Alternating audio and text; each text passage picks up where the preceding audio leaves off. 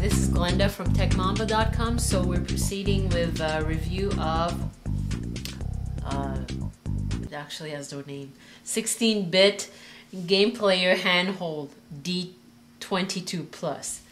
So it's basically a built-in Sega game simulator. It's perfect game feeling. I don't know what that means, but anyways. Compatible with thousands of Sega games.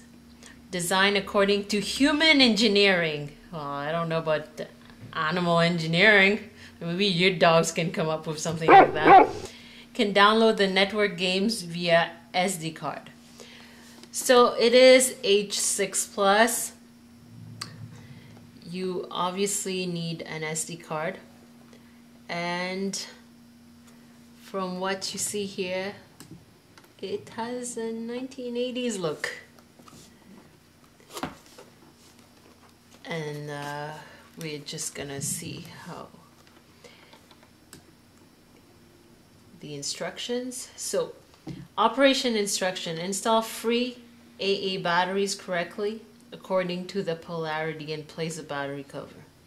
Well, it's pretty much free standard batteries.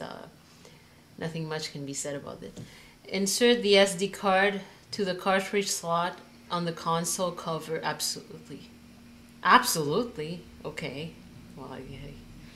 That's called Made in China translation. The machine is off power when you connect. It's not even connect. If you connect the machine to TV, according to the picture, switch the TV mode as RV mode and turn on the power to play. Absolutely didn't understand anything.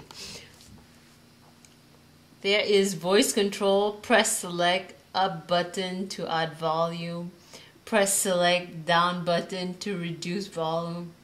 Show the volume on the left up corner screen under the menu mode. Oh my god, it's horrendous English. The best option is actually not to read any of that. So go figure out from the buttons. I think it's much more functional and it's less painful to read. So for the printing color error, there's a little difference between game actual aspect and package picture. Great.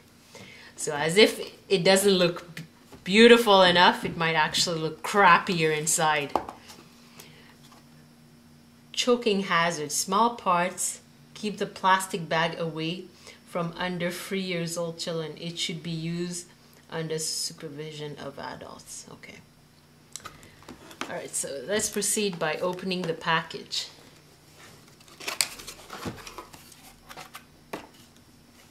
In this case, we actually got an extra fake Genesis controller.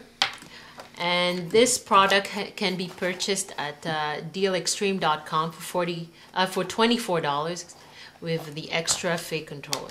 If you have a Genesis controller, you actually do not have to spend your money to buy the extra controller. So as you can see,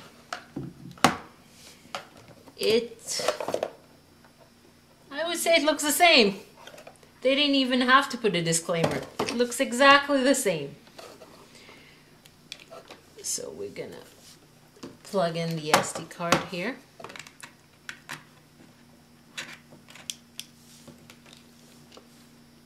And I can't read the rest of them. It's written in Chinese, so forget that. And I don't know what the sticker is for.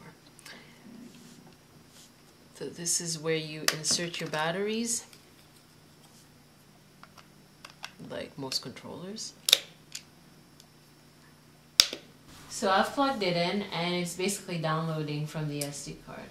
And we're gonna try a 2-player game.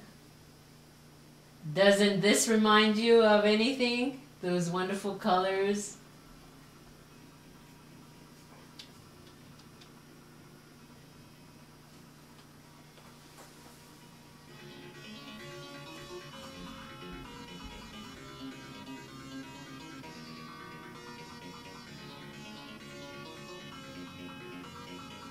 I think this game is basically this game player is a memory of our childhood of most of us.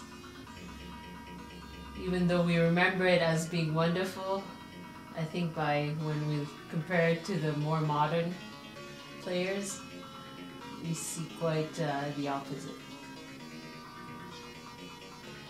The problem, as you can see, is everything is alphabetic order, which means that if you want a game that is way below, you have to scroll down. There's no search button like the modern games, so you have to actually press the buttons up and down, and if you miss it, well, tough luck, go up and down again. So we're gonna try Golden Axe and see how it feels. It is, as you can see, it's copying it from the SD card.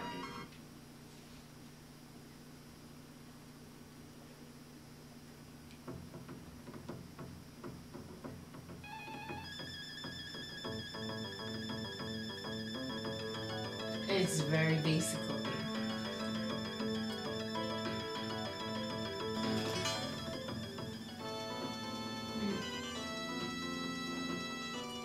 It is a little bit off from the original, the colors and the music also. Let's try the magic.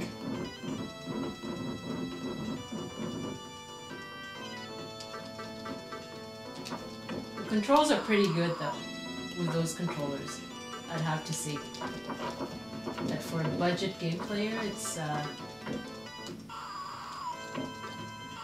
the buttons don't get stuck inside.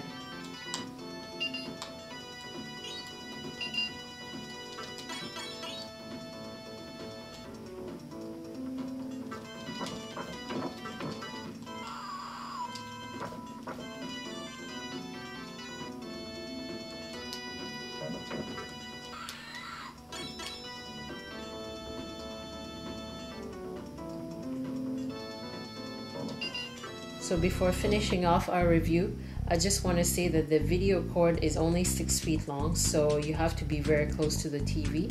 The second controller is plugged in the front of the main controller, and but there is one catchy thing about it. It is technically illegal to put games on the SD card unless you own them. So you can do whatever you want with this information, and all the games work. For obvious one like VR racing, and I would say that for me overall it is a good budget game player. The music and the colors are a bit off from the original, but for $24 you can't say much about it. It's pretty much a good buy. So that's it. This is Glenda for techmamba.com, and see you. And the winner of the cool Wii remote is Tinaki Iwe. You have until April 30th, 2011 to send us a private message with your snail mail address. If not, we're giving it away in another contest.